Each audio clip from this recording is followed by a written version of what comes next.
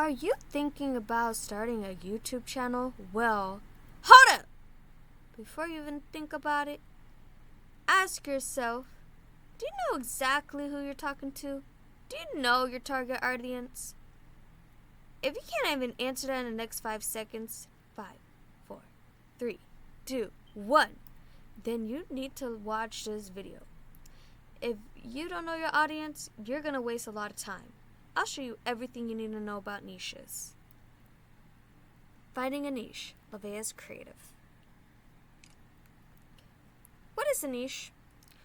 According to Merriam-Webster Dictionary, a niche is a specialized market in YouTube which is the main topic, the main category that a video creator focuses on when creating YouTube content. Here's some examples of some niches: makeup, cooking, educational, personal finance, entertainment, crafting, technology, reviews, fashion. There's plenty more niches, but here's just some random ones, right? Niche's importance. Why is it important? For one, it boosts your discoverability. A clear niche helps the algorithm understand your content, makes it easier for your target audience to find you. If one day you're talking about makeup, then the next day you're talking about cars, then the next day you're talking about space, the algorithm, it's not even going to be able to put you anywhere to show you who you need to be shown to. So, thus less subscribers, thus less people watching your videos. Shapes your style. Your niche influences your editing style, video structure, and tone. It impacts your earnings. Different niches have different CPMs, money earned per 1,000 views. Some niches are more advertisement friendly than others. Obviously, if in your videos are just about probably too much copyright infringement, even if it's kind of in the fair use game, it's probably not that advertiser friendly. Or maybe you're talking about subjects that are just not advertiser friendly, like they're inappropriate for people, you know what I mean? They're not safe for work. What's the purpose of your channel? Why are you starting it? Is it for fun, to make money? This is going to impact your niche. If it's for money, how will you get paid? AdSense, brand deals, affiliate marketing, selling your own product or service. So niche profitability is not just about CPM.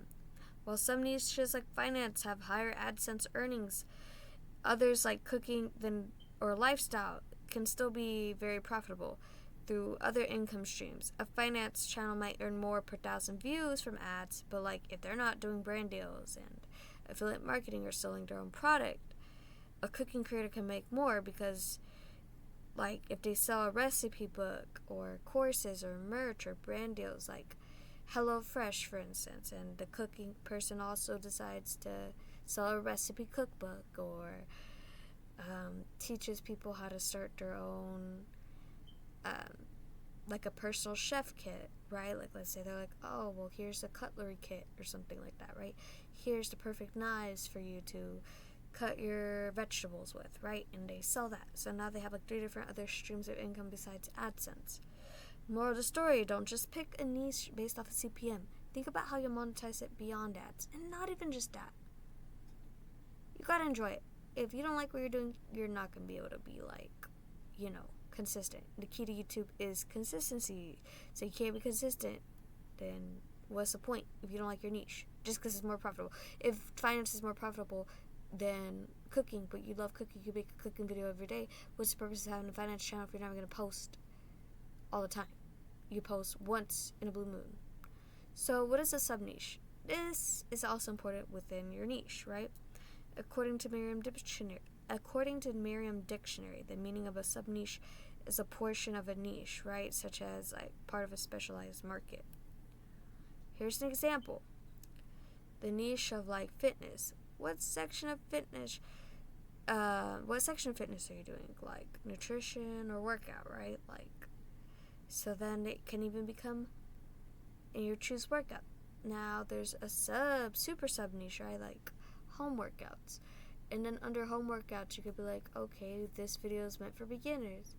This one's meant for busy parents. This one's meant for resistance bands. This one's for small spaces. This one's for seniors. And the list goes on and on.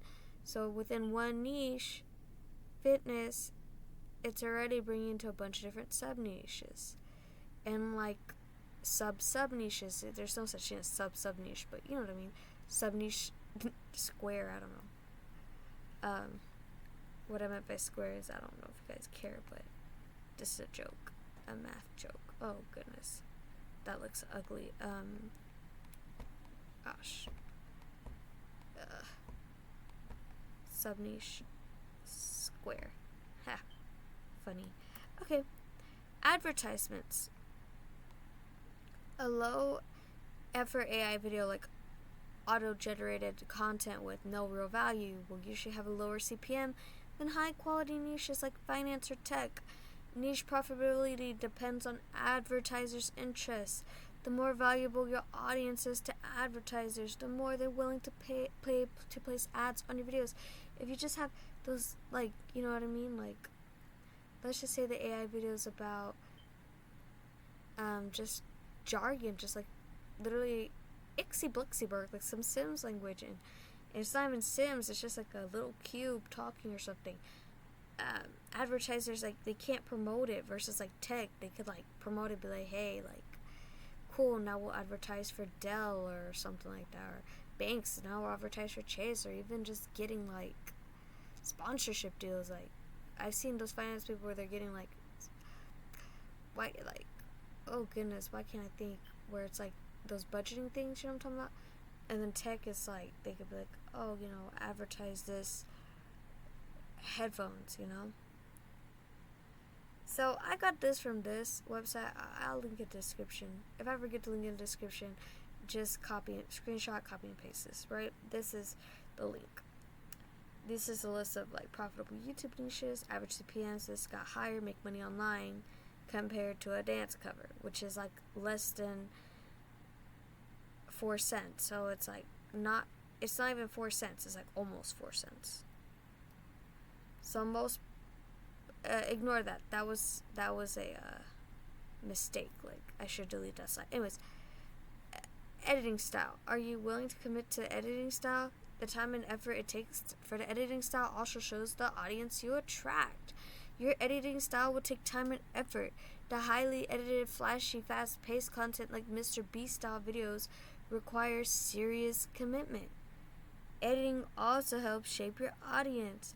High energy, fast cuts equal younger viewers. Slow, simple edits may attract older audiences. Think about your realistic ability to maintain the style. You may be able to edit in that style, but are you willing to edit like that every single video? The key to YouTube is consistency. Consistency, bruh. Oh my god. I'm trying to pick this. Come on. Whatever. Consistency. Yay. Oh my god. Oh my god, bro. Okay, just ignore that, guys. Consistency. Consistency. If spending extra time editing deters you, right, from being consistent, then please reconsider. Seriously, reconsider it. If you're trying to talk about a life alert or something like that, it would be for seniors, right? Would your 6-year-old grandma, you gotta use common sense, would your 6-year-old grandma most likely want to sit through a chaotic ADHD style CoComelon Mr. Beast ad video? Probably not. And that's okay. If you want to talk about Roblox, you can't just be having no boring ass slideshow like this. Not saying that this is boring, but I'm not trying to attract like 5-year-olds. You know what I mean? I'm trying to attract people who are like kind of actually want to take YouTube more serious. People who are like 16 and older, not no like 2-year-olds. Yeah, so most likely, not saying you won't, there'll be outliers here and there, don't get wrong, but they'll probably click off. Talking head versus faces. This is another thing you gotta think about when it comes to niches. Faces content like voiceovers, animations, or characters. You know what I mean? Like a voiceover like this, or you could add an animation, like a character, like animated character on there, or just an overlay of a picture of a character talking. You know what I mean? It's a good option if your camera quality is low. You don't feel camera ready, often don't make up, tired, lazy to get dressed, etc. Like you overthink everything of your appearance, and you get self-conscious easily. So even if you recorded yourself, you're like, oh my god, and it holds you back, so you can't be consistent. So then just do faces. Talking head videos are great if you have a decent camera setup. I'm not saying you can't, but look at your competitions that are like have their videos in at least 1080p, and some of them got like 4K. So if you're competing against the majority of the YouTubers in that niche got like 4K, then it's like even a 1080p, that's still cutting it. But like if you got like a potato for a camera, then don't do it. Faceless videos can take more editing work though. That's the catch. They tend to take more editing work, or just work in general. Even to create a slideshow took a long time. Since you need to keep viewers engaged with visuals, stock footage, or animation, at the end of the day, we'll pick the option that helps you stay consistent, because consistency is key on YouTube. See, slideshows are fine, but I'm gonna be honest, if I want to like do a CoComelon style video, I could. I actually know how to edit really well. You know what I mean? But I'm not gonna be consistent with that, so I chose this. That's just an example. Me, personal story of my example. So there's a tool that I've been using. I'm gonna be so mad if OBS don't screen record this part with sound. Otherwise, I'm just gonna have to edit everything into my video editor. This is really just to make things simpler for me. This tool gives you ideas for videos on your YouTube. So you're still struggling to find out what videos to make. You don't know what niche you are. This tool that I've been, using lately, this brand new AI tool, can literally help with that. Now, don't get me wrong, they got other features too, but I'll get into that in another video. So, live niche analysis. This feature shows what's trending, what has viral potential, and even gives you video ideas in categories like personal finance and wealth, for instance, is what I picked. Breaks down everything for you with growth scores and content suggestions. There's more this tool can do, but I'll save that, like I said, for another video. Here's the thing. Let's just say, I don't know what sub-niche, right? Because these are sub-niches that we talked about. Credit scores and loans. Already, this tool is literally giving you sub-niches within your niche. You can literally look at, is the competition level, how is it, is there growth potential, how often should you post, some good keywords, and like I said, there's other stuff on here that can still help with your niches, like YouTube research, all this stuff. But look, I'm just showing you this. I already got some video ideas, and within your niches that can help you, because maybe you already got a niche and you don't know what kinds of videos. And with this from here, right, let's just pick loan approval secrets. Right here it's showing you the percentage it can be viral, and monetization, potential, content difficulty. Yeah, there might be a little bit higher in the competition scale, but that's okay. We're about to learn how to approve a loan. Okay, let's wait on this.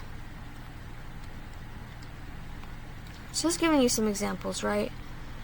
This one's, I'm not saying it sucks, but it sucks. Why is it 0 seconds? Oh, I guess it's just not showing the seconds. But this just don't got views, so I wouldn't take that one.